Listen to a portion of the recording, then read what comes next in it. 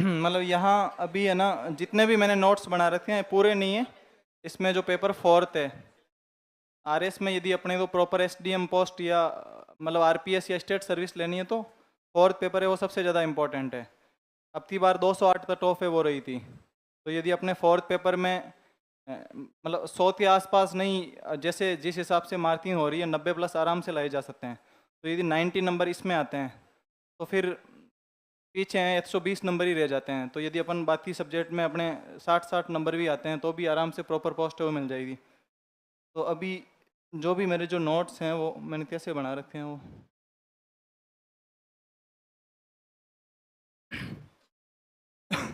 अब ये है वो जो पारिभाषिक शब्दावली है अपने आरएस में 4 नंबर की पारिभाषिक शब्दावली है वो आती है। तो जो भी राघव प्रताप सर वाली जो बुक्स है, उसके अलावा जो भी जो राजस्थान बोर्ड वाली जो हिंदी व्याकरण रचना आती है उसमें से, और अपनी स्प्रिंग बोर्ड के भी जो देते हैं, इन तीनों में जो भी वर्ड है मुझे टफ लगे थे। अब इसमें वही वर्ड लिखे हुए हैं जो जनरली टफ है, इजी वर्ड इसमें कोई भी नहीं है। तो इन सब के है वो मैंने शॉर्ट नोट से वो बना लिए थे। अब जैसे ये एक पेज नहीं है इसमें,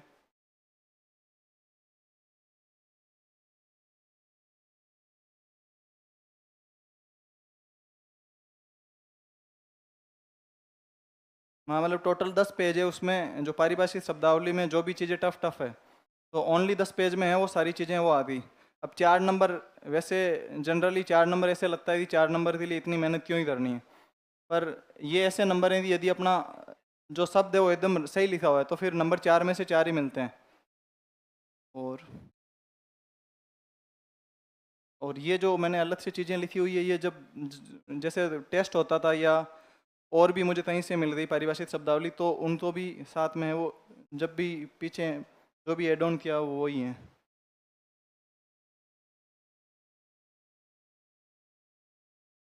अब ये जो तल राशिद आए थे ना, राशिद, उन्होंने वो एक और बुक है उसमें से इतने वर्ड है उनको नए मिले थे तो उन्होंने मुझे भेजे थे, तो मैंने उनकी वाली जो भी है वो भी साथ में फाइव मतलब एक पीडीएफ स्कैनर नाम से ऐप आता है, तो उसमें अपनी क्या पीडीएफ है वो एडिट भी हो जाती है, उसमें नए पेज है वो भी ऐड हो जाते हैं, और अपने तो चीज़ें ऐड करनी है वो भी हो जाती है। तो मेरे पास में आरएस में 4 पेपर होते हैं, तो फोर्थ पेपर के लिए मेरे पास में ओनली 2 कॉपीज है वो थी मेरी अपनी, उनमें सारे नोट्स है वो थे जो भी मैं जहाँ से भी पढ़ता था अलग अलग जगह से, पर जो अल्टीमेटली लास्ट में मेरे पास ओनली 2 ही कॉपीज थी। वैसे ही जो इकोनॉमी है इंडिया राजस्थान और वर्ल्ड उसका पूरा एक रजिस्टर था मेरे पास में लास्ट में, एथिक्स है उसका एक रजिस्टर था, जोग्राफी है उसका एक रजिस्टर था। तो ऐसे मेरे पास में ओनली 8 रजिस्टर थे लास्ट में जब तैयारी कर रहा था। तो जो भी मुझे नई चीज़ मिलती थी या मैं नोट्स बनाता था मैं उसमें ही एड ऑन कर लेता था। मतलब ये तो आप स्पाइरल कॉपीज है वो ले आओ, उसमें सबसे पहले जब भी शॉर्ट नोट्स बनाओ तो उसमें बना लो, फिर जब भी नई चीज़ एड ऑन करनी है तो वो पेज आप स्पाइरल वाले से पास में शॉप होती है उसमें ऐड वापस मतलब उसमें अंदर डाल के फिर वो चेंज हो जाती है, नहीं तो आप उसमें मतलब चिपका भी सकते हो। तो ये है वो, अब ये बीच में यहाँ से हटाकर वो उस नोट्स में आराम से ये हो सकता है, ये तो सॉफ्ट कॉपी में है। अब ये तो है ओनली पारिभाषिक शब्दावली है उसके लिए। अब मैं आपको राइटिंग पार्ट बता रहा था कल, राइटिंग पार्ट में अब नोट्स ऐसे बनाने हैं आपको कि जैसे ये एनवायरनमेंट एंड क्लाइमेट चेंज है, उस पर यदि पैराग्राफ आता है इंग्लिश में तो इंग्लिश में तो पैराग्राफ आएगा, और हिंदी में इस टॉपिक पे निबंध भी आ सकता है। तो मैंने ऐसे ही बना रखे हैं कि जो इंग्लिश में है मतलब जैसे ये सेम टॉपिक है इस पर निबंध भी आ सकता है पैराग्राफ भी आ सकता है। तो इस टॉपिक में मैंने हिंदी में भी चीज़ें लिखी हुई है इंग्लिश में भी लिखी हुई है, पर इन दोनों में कोटेशन तो अलग होंगे, पर इसमें जो एग्जाम्पल होंगे वो सेम ही होंगे। तो अब जैसे इसमें अभी सामने एग्जाम्पल आएंगे, जैसे ये मैंने 3 कोट है वो लिखे हुए हैं, तो जब भी वहाँ एग्ज़ाम में ये पैराग्राफ आता है तो इसमें से मैं एक कोटेशन है वो इंट्रो में डाल दूँगा, एक है बीच में मेन बॉडी में, एक कोटेशन है वो मैं लास्ट में कंक्लूजन में डाल दूँगा। मेरे पास में मिनिमम 3 कोटेशन है वो हर टॉपिक पे हैं। और ये मैंने एक रेफरेंस लिखी हुई है कि book capitalism versus the climate this change everything, Naomi clean है इनकी ये पुस्तक उसका नाम है। तो अब मैं बीच में जब मेन बॉडी लिखूँगा ना तो इसमें मैं लिख लूँगा कि Naomi clean in his famous book, फिर इन्वर्टेड गोमा इस बुक का नाम, और फिर मैं कोई भी बात जो मुझे लगता है कि यहाँ लिख लेनी चाहिए वो बात लिख लूँगा, पर रेफरेंस इस किताब का दे दूँगा क्योंकि ये एनवायरनमेंट पर ही है, तो इसमें एनवायरनमेंट के बारे में ही तो ही बात बोली गई है। तो आप एग्जैक्टली इस बुक में वो चीज़ होनी ज़रूरी नहीं है, पर सामने वाले ने भी ये किताब पढ़ी हुई नहीं है, जो चेक कर रहा है उसने भी ये किताब पढ़ी नहीं है। तो मैं तो यदि सेंटेंस लिखता हूँ तो उसको ऐसा लगेगा इसने इस किताब का रेफरेंस दिया है। मैंने भी ये किताब नहीं पढ़ी, ना मुझे पता है कि उस किताब में ये बात लिखी हुई है, पर फिर भी अपन जनरल चीज़ लिख सकते हैं। जैसे कि मैं ये लिख दूँ कि Naomi clean in his famous book capitalism versus the climate change this change everything has emphasized on the negative effect of capitalism on the environment। तो ये मैं लाइन है वो इस बुक का रेफरेंस देकर लिख सकता हूँ। तो अपने तो इंग्लिश लिटरेचर में पीएचडी नहीं करनी, अपने तो इंग्लिश का मतलब है अपने तो ये स्किल आनी चाहिए अपने पास में, और ऐसे नोट्स है वो होने चाहिए। अब वो अपने पास में पहले से होने चाहिए, तब एग्ज़ाम में पैराग्राफ लिखने के लिए ओनली 7 मिनट है वो मिलते हैं, 7 या 8 मिनट। उसमें अपने से पहले से चीज़ें रटी हुई होती या अपने पहले से पॉइंट होंगी अपने पास में, तभी ये वहाँ चीज़ें लिख पाएंगे। अब जैसे मैंने यहाँ लिखा हुआ इम्पैक्ट ऑफ क्लाइमेट चेंज, तो मैंने इसमें टर्मिनोलॉजी है वो लिखी हुई है कि राइज इन टेम्परेचर है, सी लेवल राइज है, melting ice caps and glacier है, कोरल ब्लीचिंग है। क्योंकि अपने तो पता है परवाल विरंजन होता है, पर बहुत बार अपने तो स्पेलिंग याद नहीं होती है, तो जब अपन नोट्स बना रहे हैं तो ये अपन कोरल ब्लीचिंग लिख सकते हैं। और जैसे हैबिटेट लॉस है, और ऑस्ट्रेलिया बुश फायर है, और फूड एंड वाटर इनसिक्योरिटीज़ है। मतलब ये जो भी जो इम्पेक्ट हो रहे हैं उस पर सबसे पहले इंट्रो लिखना है, उसके बाद में क्लाइमेट चेंज के क्या इम्पेक्ट हो रहे हैं, और साथ में अपन रीजन भी लिख सकते हैं, और इधर वे वन एफर्ट है वो लिखे हुए हैं। तो कोई भी टॉपिक यदि ऐसा आता है तो उस पर अपना जो पैटर्न है वो यही होना चाहिए।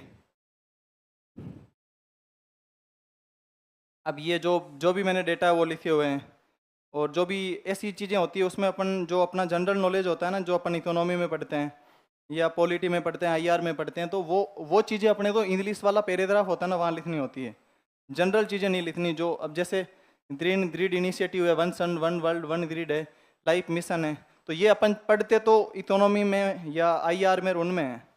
अपन क्या करते हैं पैराग्राफ जब भी लिखते हैं तो अपन बहुत मतलब सिंपल चीज़ें लिखते हैं। तो यही जो टेक्निकल चीज़ें हैं ना, इनको अपने को पैराग्राफ में लिखनी है। और इनमें ऐसा भी नहीं, आप जब भी आईआर वगैरह या इकोनॉमी जब भी पढ़ो तो सर है ना हिंदी में भी लिखवाते हैं, इंग्लिश में भी लिखवाते हैं।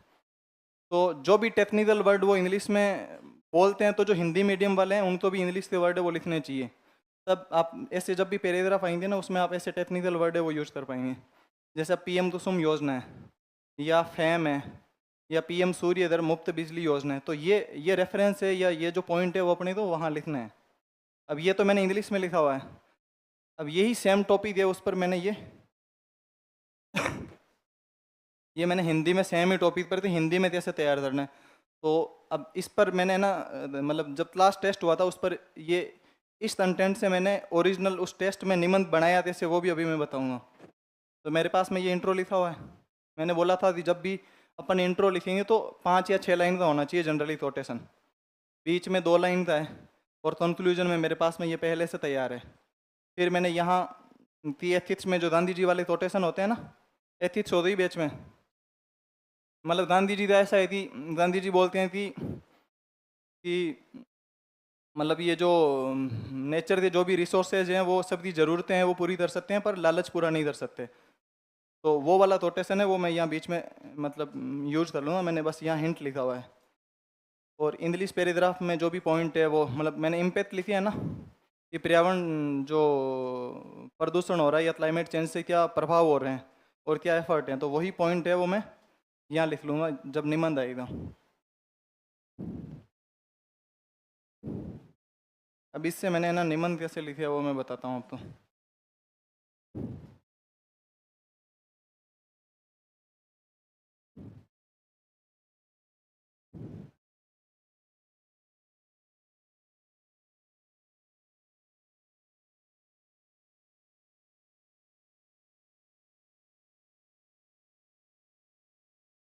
अच्छा, उतरता हूँ।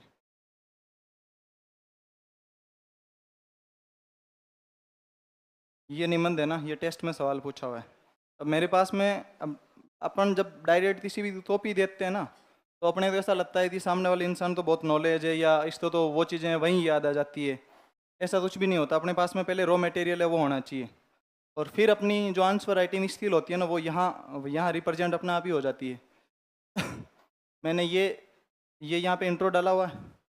अब फिर ये मैंने जब मतलब ये यहाँ पैराग्राफ चेंज हो गया, इसका मतलब यहाँ प्रस्तावना वो कंप्लीट हो गई। फिर मैंने ये देखो ये capital versus climate change this change everything में भी इन्हीं भयावह घटनाओं पर प्रकाश डाला नाओमी क्लीन ने। ये मैंने वो इंग्लिश में लिखी हुई थी पर ये मैं रेफरेंस यहाँ दे सकता हूँ। अब जैसे जेम्स कैमरन की मूवी है अवतार 2, उसमें भी जो मतलब जैसे उसमें मंगल ग्रह या नहीं तो दूसरा जो प्लानट होता है उसमें जाते हैं, वहाँ पर जो रिसोर्सेस है उस पर कब्जा करने के लिए, तो उसमें भी जो पूंजीवादी व्यवस्था है उसका जो चरित्र है उसका ही पर्दाफाश हुआ है। अब ये भी है ना, ये एग्जाम्पल है वो मेरे जो अभी इसमें नोट्स हिंदी वाले पूरे है नहीं, तो ये सारी चीज़ें वो मेरे नोट्स में लिखी हुई है पहले से, बस यहाँ पे मैंने बस लैंग्वेज में उनको कनेक्ट किया है और बीच बीच में कोटेशन है वो डाले हुए हैं। अब जैसे एग्जाम्पल निबंध में ऐसे एग्जाम्पल लिखना है, जैसे जाम्बोजी वाले आप तो ये राजवीर साहब सुनाते ही है, सिर साँटे रूंथ रहे तो भी सस्तो जान। तो अपने तो ज़्यादा से ज़्यादा जहाँ भी राजस्थानी वाले एग्जाम्पल जहाँ भी हो तो वो तो बताना ही है। जैसे अमृता देवी विश्नोई है पर्यावरण में, और जो पिंपलात्री गांव है उसमें अब ये लड़की की जगह लकड़ी हो गया, उसके जन्म पर पेड़ लगाना, मतलब ऐसे सिली मिस्टेक हो जाती है बहुत बारी। और जो लापोडिया गांव है उसका चौथा जो जल संरक्षण पद्धति है, राजेंद्र सिंह आपने सुना होगा, जोहड़ वाले बाबा है। तो निबंध का मतलब यही होता है, निबंध में अपने पास में थोड़ी भाषा है वो सहज होनी चाहिए, अपने पास में ऐसा नहीं है कि साहित्यिक भाषा है वो होनी चाहिए। अपन तो ये साहित्यकार है नहीं, अपन रामचंद्र शुक्ल हैं उनकी तरह तो अपन निबंध लिख नहीं सकते, अपने तो लिखना है जनरल स्टूडेंट की तरह। तो अपनी जो निबंध है उसमें थोड़ा प्रवाह होना चाहिए, मतलब ऐसा नहीं है कि सामने वाले इंसान को देख कर ऐसा लगा कि तो जीएस का आंसर लिखा है। हिस्ट्री के उत्तर में और निबंध में थोड़ा सा अंतर है, निबंध दो टाइप के होते हैं।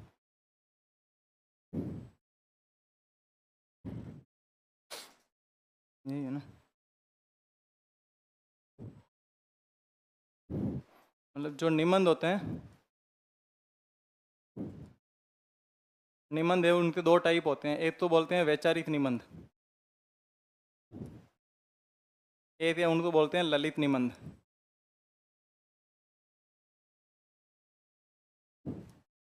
जिसके भी बीए या एमए में, हाँ,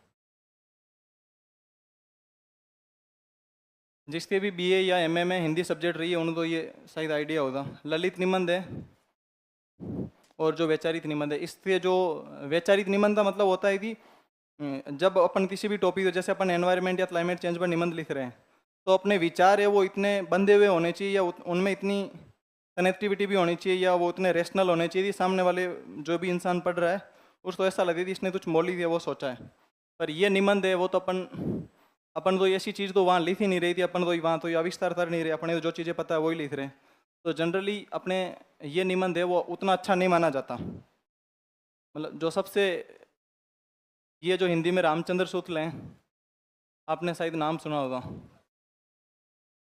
जो 11th क्लास में तो पढ़ी है हिंदी सबने, तो उसमें जो हिंदी साहित्य का जो इतिहास है ना, वो इन्होंने इनका ही जो हिंदी साहित्य का जो इतिहास है सबसे ज़्यादा फेमस है। तो ये अपने स्पेशली अपने आर्यस में इतने ज़्यादा मतलब इतना ज़्यादा रेलेवेंट नहीं है। पर ऐसा नहीं है कि अपन जो निबंध लिख रहे हैं उसमें मतलब ऐसी ऐसी बातें बोल रहे हैं जिनका कोई सेंस नहीं है, तो उनमें रेशनलिटी है वो होनी चाहिए। ललित निबंध का मतलब है इसमें जो वैयक्तिकता होती है,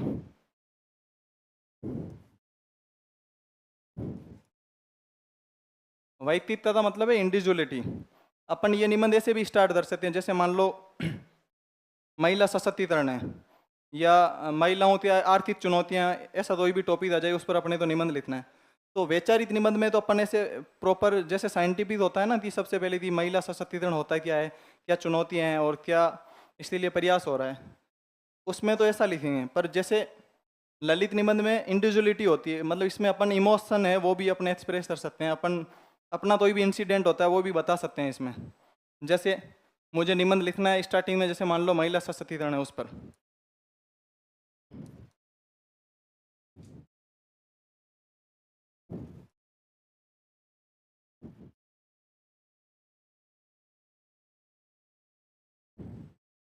ये शायद छोटा है इधर करण पर।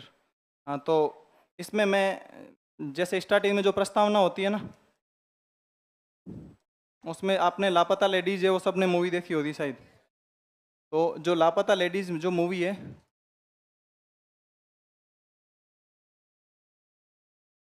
तो अपन शुरुआत है वो लापता लेडीज जो मूवी थी, जो स्टोरी है वहाँ से धर सकते हैं कि अभी हाल में मैंने लापता लेडीज जो मूवी है वो देखी है, जिसमें दो लड़कियां होती है उनमें, उस मूवी में। एक लड़की होती है वो तो मतलब वो एक ट्रेन में जाती है और फिर वो खो जाती है, तो एक लड़की होती है वो उसमें पढ़ना चाहती है।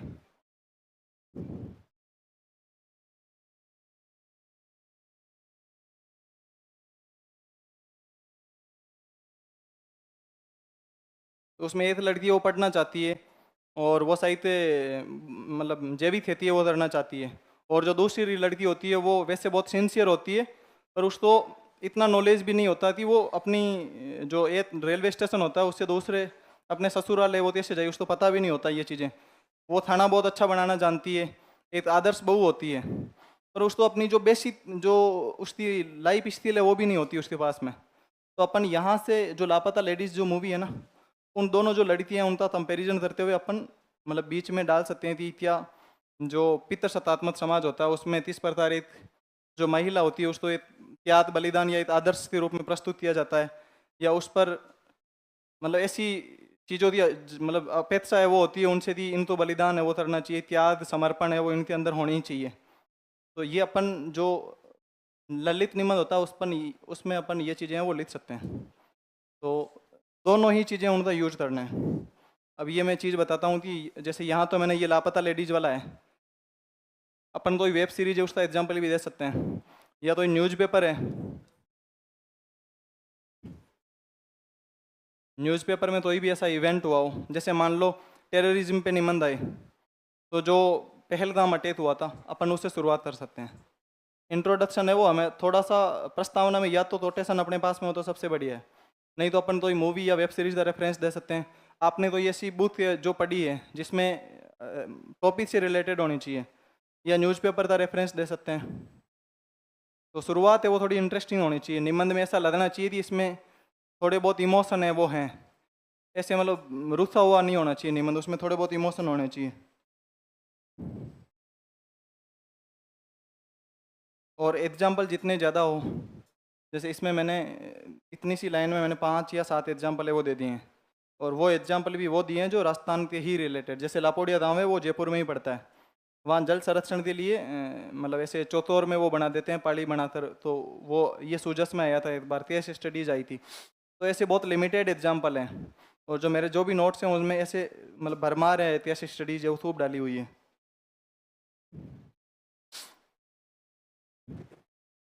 हाँ मैंने जो अब ये बीच में दो दो लाइन था वो बीच में डाल दिया कोटेशन।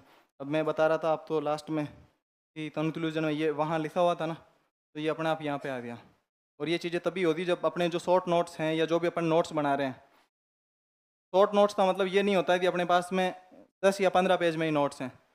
मेरे जो शॉर्ट नोट्स हैं उनका मतलब ये है कि जितनी भी चीज़ें मैंने अलग अलग जगह पढ़ी है वो सब एक जगह होनी चाहिए। तो शॉर्ट नोट्स का मतलब ये नहीं होता कि क्योंकि अपन यदि उनको बहुत पास पास में लिखते हैं या मतलब ऐसे लिखते हैं कि एक पेज में इतनी सारी चीज़ें हो जाती है, उस एक पेज को पढ़ने में 1 घंटा लगता है। उसकी बजाय तो यदि 3 पेज में थुल्ले थुल्ले नोट्स हों, मैंने ये पहले अटैम्प्ट में ये गलती करी थी, ये मेरे सेकंड अटैम्प्ट के नोट्स हैं। जो फर्स्ट अटैम्प्ट था उसमें मैंने भी ऐसे मतलब एक पेज में जो मैंने 3 पेज में चीज़ें लिखी है ना, वो मैंने एक पेज में ही लिख ली थी। तो मुझे खुद तो पढ़ने में अपने नोट समझने में टाइम लगता था क्योंकि चीज़ें यहाँ कंजस्टेड ज़्यादा थी। तो ये आपको समझ में आया कि मतलब अपने जो रॉ मटेरियल है उसका फाइनल जो प्रोडक्ट है वो ऐसे होना चाहिए, मतलब जैसे। और अभी कोई डाउट हो तो आप पूछ सकते हो, कोई भी डाउट हो आंसर राइटिंग से रिलेटेड या नोट्स कैसे बनाने हैं, एनी डाउट। हाँ, अच्छा निबंध के टॉपिक्स, निबंध में क्या थीम होती है, जैसे जैसे वुमेन रिलेटेड जो भी हैं होता है कि यदि जैसे मान लो कि महिलाओं से रिलेटेड जितने भी है ना टॉपिक्स उनको एक साथ है आप लिख लो, कोटेशन लगभग सेम रहेंगे। जैसे मान लो निबंध का टॉपिक आता है महिलाओं की राजनीतिक जो रिप्रेजेंटेशन है या राजनीतिक जो भागीदारी है, तो उसमें फिर वही चीज़ें हैं वो अपने को ज़्यादा लिखनी है पॉलिटिक्स वाली। होता क्या है कि ऐसे पूछ रहे हैं, टॉपिक तो थी महिलाओं की आर्थिक स्थिति है या उस पर निबंध लिखना है, और अपन उस पर आर्थिक पे लिख ही नहीं रहे, अपन महिला सशक्तिकरण पे लिख रहे हैं। तो जो निबंध में स्पेसिफिक चीज़ पूछी हुई है पूरे 3 पेज उस पर ही होने चाहिए। और जनरली जो मेंस में जो पेपर होता है उसमें जो मैंने निबंध है वो दोनों पेपरों में मतलब पहले लिख लिया था, सबसे लास्ट में नहीं लिखा था। जो पहला वाला अटैम्प्ट था उसमें लास्ट में लिखा था, पर अब वाला जो अटैम्प्ट है उसमें मैंने थोड़ा पहले लिख लिया था।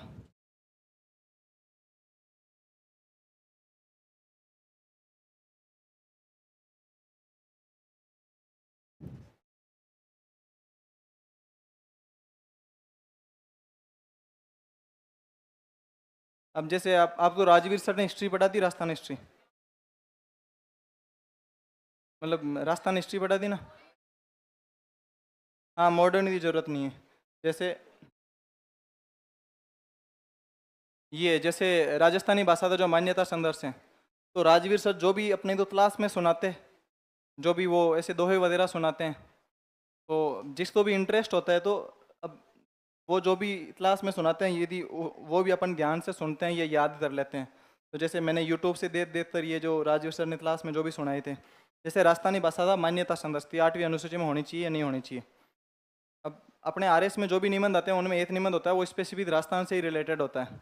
जैसे राजस्थान में जल संरक्षण है, इसके चांसेस बहुत होते हैं। या राजस्थान में जो नवीकरणीय ऊर्जा है वो अगली बार पूछा था।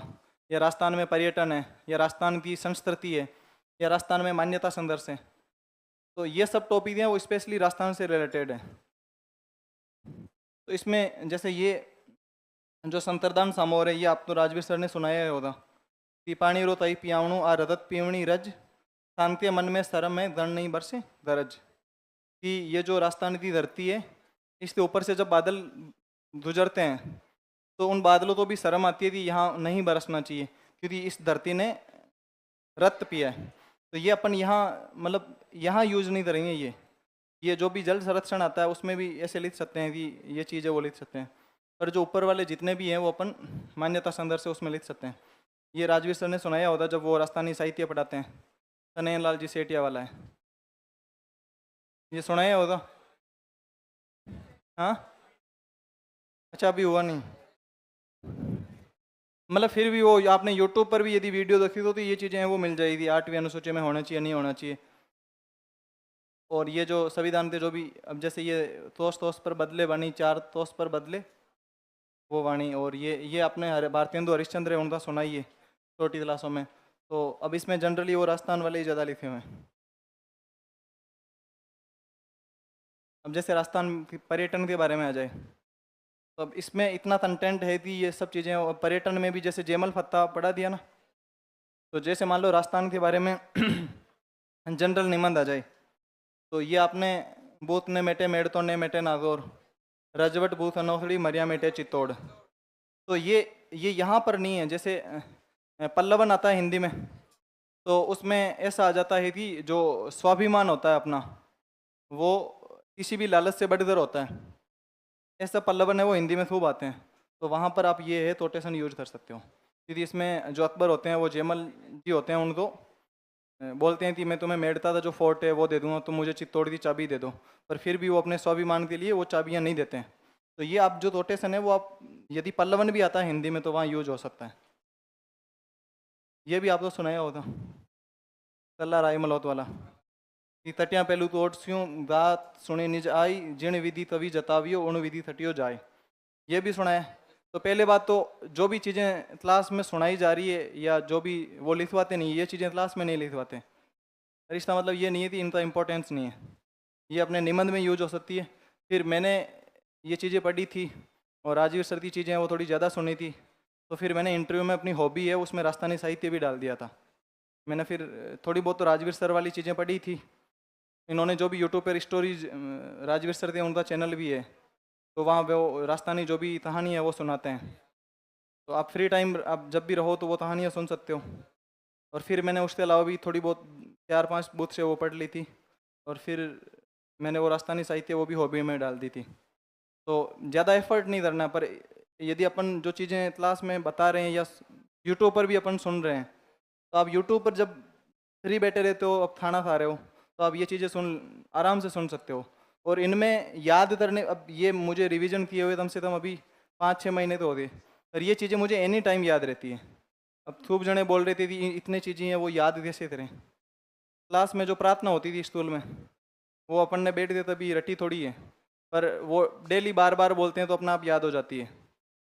तो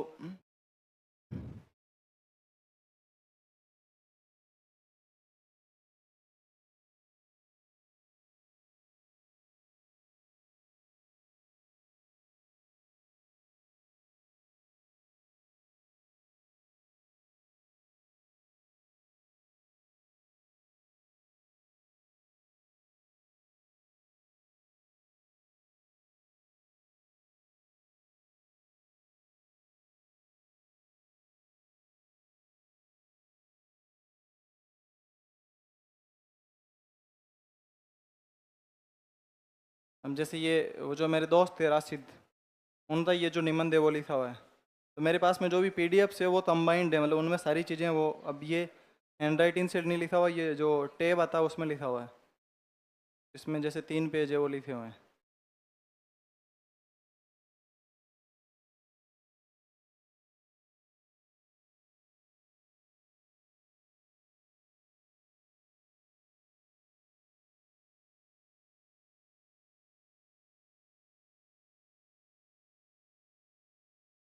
हम्म।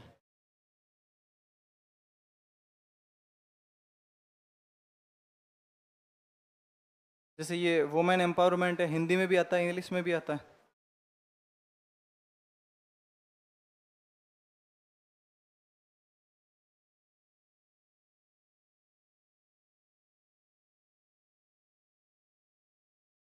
एसआई से भी रिलेटेड कोई सवाल पूछना है तो आप पूछ सकते हो।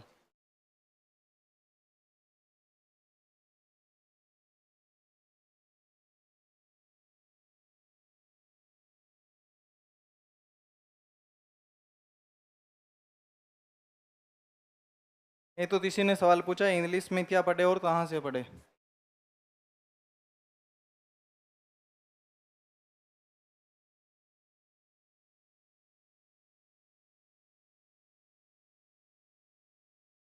इंग्लिश में सबसे पहले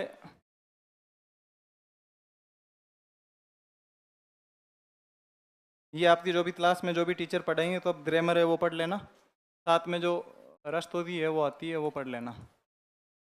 इसमें वोकेबलरी ओनली इसी से पढ़ लेना, यही सफिशियंट है। इसके अलावा इंग्लिश में कुछ भी मत पढ़ना, इससे ग्रामर भी हो जाएगी और वोकेबलरी है वो भी हो जाएगी। पर ये तो ओनली 20 नंबर का पोर्शन है, और जनरली आरएस में जो भी तैयारी करता है ओनली ये 20 नंबर है वही पढ़ता है। इसमें वो इतना टाइम देता है, और जो राइटिंग वाला पोर्शन होता है वो होता है 60 नंबर का, और 60 भी नहीं है, इवन ये 70 नंबर है। क्योंकि जो ट्रांसलेशन आता है, इंग्लिश टू हिंदी ट्रांसलेशन भी आता है, हिंदी टू इंग्लिश भी आता है, तो वो जो पार्ट है वो भी अपन इंग्लिश है उसकी का मान सकते हैं। तो ये 70 नंबर है, उसके लिए अपन जनरली जितने भी आरएस में होते हैं उन्होंने वो डायरेक्ट है ना वहीं लिखते हैं मेंस में जाके ही, तभी प्रैक्टिस भी नहीं करते। जो पैसेज होता है वो भी तभी नहीं पढ़ते। अब इसमें 70 नंबर में पैसेज भी है, इसमें थीम भी है, इसमें पैराग्राफ भी है, इसमें लेटर भी है, और इसमें तो क्या बोलते हैं, प्रेसी। ये हैं, इतने टॉपिक हैं। अब ये जो टॉपिक हैं पैसेज है, अब पैसेज के लिए अपने तो याद कुछ भी नहीं रखना है। मतलब आरएस में जो इंग्लिश सब्जेक्ट है ना, इसमें अपने तो सबसे कम चीज़ें याद रखनी है, क्योंकि हिंदी में जो ग्रामर वाला पोर्शन है उसमें अपने तो चीज़ें बहुत ज़्यादा रटनी पड़ती है। पर इसमें इंग्लिश में अपने तो सबसे कम, अपने पास में कंटेंट भी सबसे कम होता है, और सबसे कम अपने पास में चीज़ें रखने के लिए होती है। अब इसमें लेटर है, लेटर में आप अच्छे से फॉर्मेट है वो याद कर लो। फॉर्मेट स्प्रिंग बोर्ड वाले जो भी क्लास नोट्स है उसमें जो भी फॉर्मेट है वो मिल जाएंगे। अब प्रेसी है, प्रेसी में 4 या 5 जो प्रेसी है, जब भी टेस्ट होता है प्रेसी का, तो प्रेसी है वो आप अच्छे से लिखने का प्रयास करो। वहाँ एकदम से लिखी नहीं जाती है, और वहाँ प्रेसी इतनी ईजी भी नहीं आती है। जो पूरा पैराग्राफ होता है वो इतना टफ होता है कि अपने को समझ में नहीं आता कि इसकी जो मेन थीम है वो क्या है। ये जो दोनों पोर्शन है, इसके कंप्लीट नोट्स है वो मैं अपने टेलीग्राम चैनल है उस पर डाल दूंगा। मतलब इस पर इतना कंटेंट है कि आप तो और कुछ ढूंढने की ज़रूरत भी नहीं है, ये आपके पास में मोर देन सफिशियंट है। ज़्यादा ही मिलेगा, कम नहीं है। कम से कम 100 पेज है वो ओनली इंग्लिश के, जो ये दोनों चीज़ें उसी पे है, 100 पेज है। और ज़्यादा ध्यान है वो इन्हीं चीज़ों पे देना है। पर अब ये चीज़ें लिखने के लिए अपने पास में ये दोनों चीज़ें अच्छी होनी चाहिए, मतलब इतनी होनी चाहिए कि अपन ये में चीज़ें मैनेज हो जाए। अपन सेंटेंस बना सकते हैं, पैसिव वॉइस में सेंटेंस बना सकते हैं, और अपने पास में थोड़ी बहुत वोकैबुलरी भी होनी चाहिए। और वोकैबुलरी में अपने तो हेल्पिंग ये जो वर्ब याद करते हैं ना, जनरली क्या करते हैं वोकैबुलरी के नाम पे लोग हैं, ये वर्ब याद करते हैं, फ्रेज है वो याद करते हैं।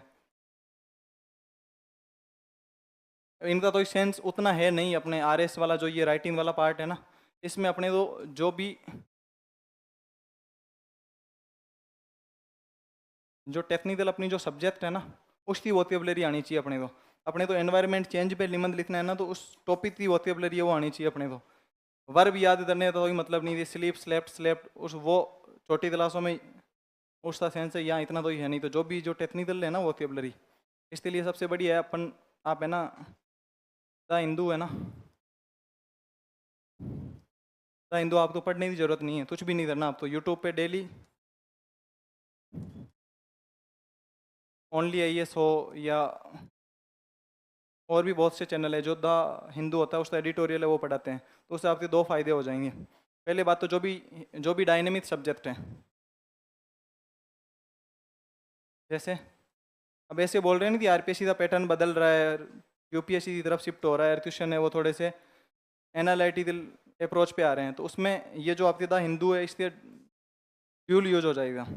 सबसे पहले तो जो पॉलिटी है, इकोनॉमी है, IR है, और साइंस एंड टेक्नोलॉजी वाला पोर्शन है, उसका आपके पास में जो भी करंट अफेयर्स में चीज़ें चल रही है वो तैयार हो जाएगी।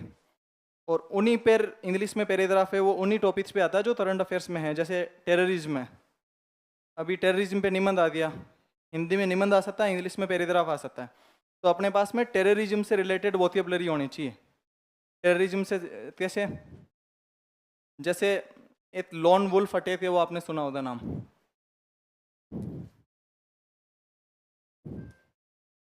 या suicide bomber. Lone wolf attack का मतलब है कि जैसे जो CRPF पर जो अटैक हुआ था जम्मू कश्मीर में, उसमें 40-50 जने शहीद हुए थे, उसमें एक बंदा था उसने CRPF की जो भी बस थी उसमें जाकर टक्कर मार दी। तो जब कोई भी इंसान सुसाइड बॉम्बर बन जाता है तो उसको लॉन वुल्फ अटैक बोलते हैं। तो जब हम अपन टेररिज्म के टाइप बताएंगे, तो जैसे आपके IR के नोट्स है ना, IR में टेररिज्म है, तो जब अपने को पैराग्राफ लिखना है इंग्लिश में इस पर, तो IR के जो टेररिज्म जो वाले जो नोट्स हैं हिंदी मीडियम में, तो उन्हीं नोट्स जो इंग्लिश मीडियम में है ना टेररिज्म के नोट्स, उन नोट्स में जो भी टर्मिनोलॉजी है ना वही लिखनी है अपने को। तो पैराग्राफ तो ये अलग नहीं होता है। जैसे हिंदी वाली तो इंग्लिश में प्रॉब्लम होती है, तो जो इंग्लिश में टेररिज्म के नोट्स है ना, वो नोट्स पढ़ लो, 3-4 रोटेशन हो तो आराम से पैराग्राफ मैनेज हो जाता है। तो मैंने जो बताया ना वोकैबुलरी अपने पास में जो जो टॉपिक पूछा जा रहा है उसके बारे में वोकैबुलरी है वो होनी चाहिए। और मेरी इंग्लिश मैंने पिछली बार भी बताया था बहुत नॉर्मल है, बहुत ज़्यादा नहीं है। पर ये जो द हिंदू और ये चीज़ें देख देख कर अपना वो जो अंदर जो फियर होता है वो खत्म हो जाता है कि अपन इंग्लिश में ट्रांसलेशन कर नहीं सकते। अपने में तो स्पेलिंग नहीं आ रही है, तो उसकी कुछ सेंटेंस लिखना तो अपने हाथ में ही है, तो दूसरी स्पेलिंग यूज कर सकते हैं। मेरी सबसे अच्छी चीज़ थी कि जब मैंने कोचिंग कंप्लीट करी थी उस टाइम मुझे सारे नोट्स वो अच्छे से याद थे। तो फिर मैंने वैल्यू एडिशन भी जब मुझे करना था तो मेरे पास में इनफ टाइम था, मुझे ओनली वही चीज़ें वो सेलेक्ट करनी थी जो नोट्स में नहीं है या जो ऑथेंटिक बुक्स उसमें है। तो जो भी नोट्स के अलावा भी जो चीज़ें पढ़नी है, तो मेरा टेलीग्राम चैनल है वहाँ मैं वो सारी बुक लिस्ट और जो भी मेरे खुद के शॉर्ट नोट्स हैं, चारों पेपरों के छोटी वाली सब्जेक्ट है उनके भी नोट्स बना रखे हैं, तो वो सारी चीज़ें वो मैं वहाँ पे शेयर कर दूँगा। जो भी बुक लिस्ट है ना, अभी आपके पास में इतना टाइम नहीं है, साथ साथ में यदि आप पढ़ना चाहो तो लक्ष्मीकांत मैंने बता दी पॉलिटी में, और जो ओरिजिनल जो बैरेक्ट है ओके ट्रेडिशन आता है ना हिंदी और इंग्लिश दोनों में, तो पॉलिटी में ये पढ़ लो। यदि आपको और पढ़ना है पॉलिटी, तो 11th और 12th में 2 बुक्स चलती है NCERT में, तो स्वतंत्र भारत में राजनीति, उसमें जो भी 1947 के बाद में जो भी इंडियन पॉलिटिक्स है उसकी क्या टाइमलाइन है, क्या हिस्ट्री है। जैसे आपके जो फंडामेंटल राइट है उसमें जो डिबेट्स चलती है फंडामेंटल राइट वर्सेस DPSP, तो उसमें जैसे संपत्ति का अधिकार है वो हटाया गया, उसके बाद में जमींदारी सुधार है वो हुए, तो ये सब चीज़ों की जो स्टोरीज है ना वो इसमें दी हुई है स्वतंत्र भारत में राजनीति में। उसमें जैसे IR आपको पढ़ाते हैं, तो जब IR विजय सर पढ़ा रहे हैं, तो जैसे इंडिया पाकिस्तान रिलेशन पढ़ा रहे हैं या UNO पढ़ा रहे हैं या इंडिया चाइना रिलेशन या इंडिया नेपाल रिलेशन पढ़ा रहे हैं, तो वो आपको स्टार्टिंग में ना जो भी रिलेशन है उनकी हिस्ट्री पढ़ाते हैं कि भाई जो भी डिस्प्यूट है उसकी हिस्ट्री क्या है। तो जो 12th में जो बुक है उसका नाम है अंतर्राष्ट्रीय भारत में राजनीति, शायद आपको पता होगी। इसमें जो भी अपनी आईआर में जो भी अपन पढ़ते हैं ना 1947 के बाद से 1964 जब पंडित जवाहरलाल नेहरू प्रधानमंत्री थे उस टाइम अपनी फॉरेन पॉलिसी में क्या डेवलपमेंट हुए तो इसमें वो चीज़ें वो दी हुई है। फिर इंदिरा गांधी के टाइम फॉरेन पॉलिसी में क्या डेवलपमेंट हुए, जैसे कि 1971 में इंडो पाक वॉर हुआ था और जो परमाणु परीक्षण है वो है, और जो यूएसएसआर के साथ में संधि हुई थी। तो इसमें ये पढ़ने में नुकसान बिल्कुल भी नहीं है, पर सबसे पहले नोट्स पढ़ो। जब नोट्स अपने अच्छे से क्लास में जब चीज़ें समझ में आ जाएगी फिर ये पढ़ो। मैं भी 2-3 के टाइम मैंने भी ऐसा ही किया था कि सबसे पहले नोट्स है वो अच्छे से समझ में आएंगे, फिर ये पढ़ने में टाइम भी नहीं लगेगा। डायरेक्ट ये पढ़ोगे तो ना तो नोट्स समझ में आएंगे ना ये समझ में आएगी। नोट्स पढ़ने के बाद में ये बहुत ईजी है। तो इसमें ये करना है, एनसीईआरटी यदि आपको पढ़नी है तो सबसे अच्छा तरीका वो यही है। और यदि आप तो बुक्स वगैरह है तो इकोनॉमी के लिए कोई भी बुक मत पढ़ना, कोई भी मत पढ़ना, ओनली नोट्स पढ़ने। पर उस नोट्स के अलावा क्या पढ़ना है, जैसे रामेश्वर सर है उनकी भी आती है इतनी मोटी बुक है, वो यूपीएससी में चलती है, पर ना तो उसको यूपीएससी वाले पढ़ते हैं ना उसको आरएस में रिलेवेंट है। इकोनॉमी में पढ़नी है तो सबसे जो अपने को पढ़ना है वो पढ़ना है बजट। कुछ भी नहीं है बजट, जब भी हर बार बजट आएगा बजट की स्पीच है वो सुननी है, और जो भी पीडीएफ आती है पूरी बजट की जो भी ऑफिशियल गवर्नमेंट रिलीज करती है वो पढ़नी है। साथ ही में जो इंडिया का इकोनॉमिक सर्वे 400 पेज है वो होते हैं लगभग। शुरुआत में जब मैं कोचिंग कर रहा था तो मुझे पता भी नहीं था होता क्या इकोनॉमिक सर्वे, तो मैं भी आपको बता रहा हूँ, मैं तब बता रहा हूँ जब मैंने 5 साल आरएस में दे दिए तब ये चीज़ें मैंने बाद में पढ़ी है। तो ऐसा नहीं है कि ओनली नोट्स है वो पढ़ें, नोट्स तो जरूरी है, वो अब तो बेस्ट लाइन है, पर जब नोट्स याद होंगे या नोट्स जैसे इकोनॉमी है, मैं डायरेक्ट इकोनॉमिक सर्वे पढ़ रहा हूँ, उसमें आ रहा है कि रुपये का अंतर्राष्ट्रीय हो रहा है, इकोनॉमी होगी तो रुपये का अंतर्राष्ट्रीय हो रहा है, उसमें आ रहा है मसाला बॉन्ड है, स्पेशल वोस्टो नोस्टो अकाउंट है, या ऐसी चीज़ें आ रही है, एलिफेंट बॉन्ड है वो आ रहा है, तो ये सर्वे में भी ये चीज़ आती है। पर जब मेरे नोट्स अच्छे से मुझे समझ में आए हैं तब मैं ये सर्वे पढ़ सकता हूँ। और सर्वे जो इंडिया वाला है उससे डायरेक्ट सवाल वो आते हैं। तो आपके जो भी इकोनॉमी पढ़ाते हैं सर, अभी कौन पढ़ाते हैं, विजय सर पढ़ा रहे हैं, तो जैसे जो बजट है वो पढ़ नहीं है, जैसे जो मेंस में है ना, मेंस में आपके पास 20 नंबर के सवाल है वो ओनली बजट से आए थे। जब यूनियन बजट था ना, इंटरिम बजट था, तो उससे 20 नंबर के सवाल आए थे। पूरी इंडियन इकोनॉमी 35 नंबर की आती है, उसमें से 20 नंबर ओनली बजट से आए, और बजट ओनली 10 के 12 मतलब 20 पेज मान लो मैक्सिमम, तो 20 पेज से 20 नंबर के सवाल आ रहे हैं। इसमें सवाल आया था कि एमएसएमई के लिए क्या प्रावधान है बजट में, तो मतलब ये बजट पढ़ा हुआ है तो बहुत ईजी सवाल है। दूसरा है जो परमाणु ऊर्जा जो प्रोग्राम है उसकी क्या मतलब फ्यूचर वगैरह है, तो ये दोनों बजट में मेंशन थे, तो ये पूछा था। अब आरएस में है ना 2 चीज़ होती है, 3 तो सवाल है जो डायरेक्ट कोचिंग नोट्स से आ जाते हैं। कुछ सवाल हैं इनमें किसी को भी इशू नहीं होता, कुछ सवाल होते हैं वो थोड़े बहुत एनालिटिकल होते हैं।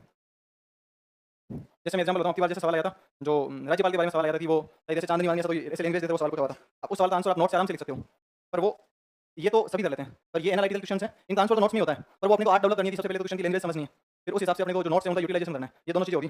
तीसरी चीज़ है जो ऑथेंटिक सोर्स है वहाँ से क्वेश्चन आ रहा है।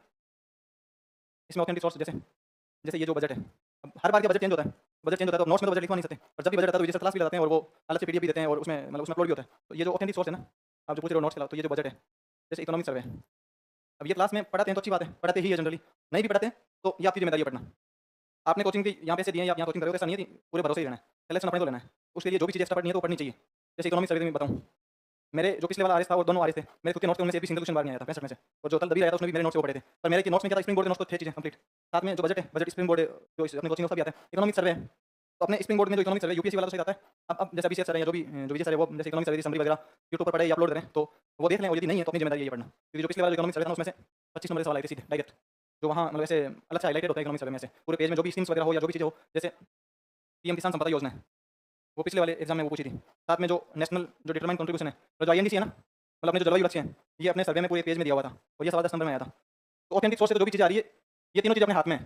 और चौथी चीज़ है वो है जो मैंने 150 नंबर के सवाल बताए थे, ये किसी को भी नहीं आते, इनका कोई सोर्स नहीं है।